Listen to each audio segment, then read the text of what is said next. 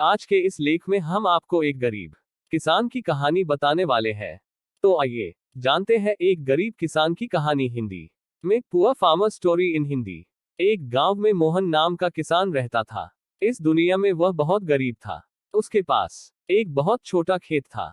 उस छोटे से खेत में ही वह खेती करता था। वह जैसे तैसे अपने खेत में काम करता और मजदूरी करके अपना घर चला रहा था। एक दिन भयंकर गर्मी पड़ रही थी, फिर भी किसान रोजाना की तरह ही खेत में काम कर रहा था। उसे बहुत पसीना हो रहा था, फिर भी वो खेत में हल चला रहा था। उस दौरान खेत में जुताई करते वक्त हल के नीचे से एक लकड़ी का बक्सा निकला।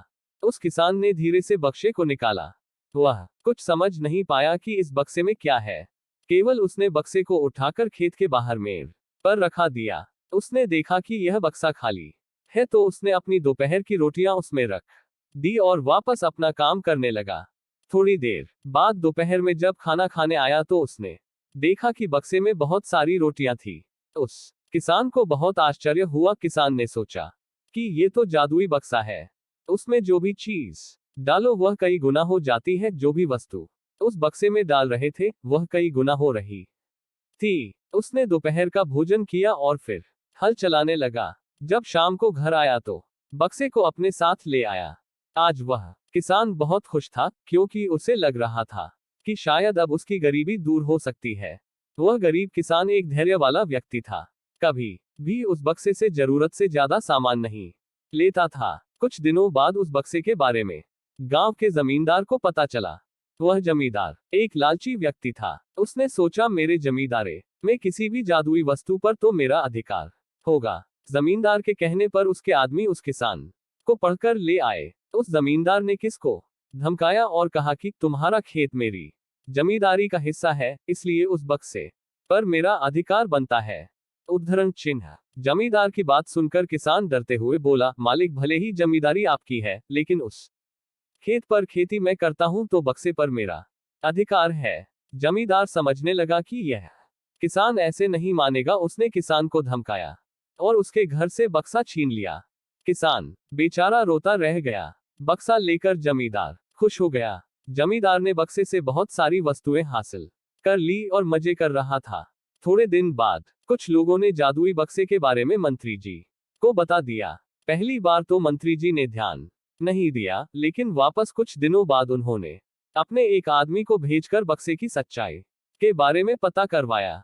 जब उस मंत्री जी के आदमी को बक्से की सच्चाई पता लग गई, तब उसने मंत्री जी को जाकर बताया। मंत्री जी ने तुरंत जमींदार को बुलाया और कहा, तुम्हारे पास जो बक्सा है वह तुरंत मुझे दे दो। जमींदार ने मंत्री जी से हाथ जोड़कर निवेदन किया कि कृपया बक्सा मेरे पास ही रहने दीजिए, उस पर मेरा अधिकार है। लेकिन मंत्री जी ने एक नहीं मानी और कहा कि यदि तुम मुझे नहीं दोगे तो मैं तुम्हारी जमींदारी समाप्त करवा दूंगा। जमींदार ने डर कर बक्सा सौंप दिया। उस बक्से को प्राप्त करने के बाद मंत्री और भी मस्त हो गया। अब तो विरोधियों को मंत्री की शिकायत करने का एक और अच्छा मौका मिल गया। विरोधियों ने मंत्री की शिकायत के साथ साथ बक्से की बात भी राजा को बता दी।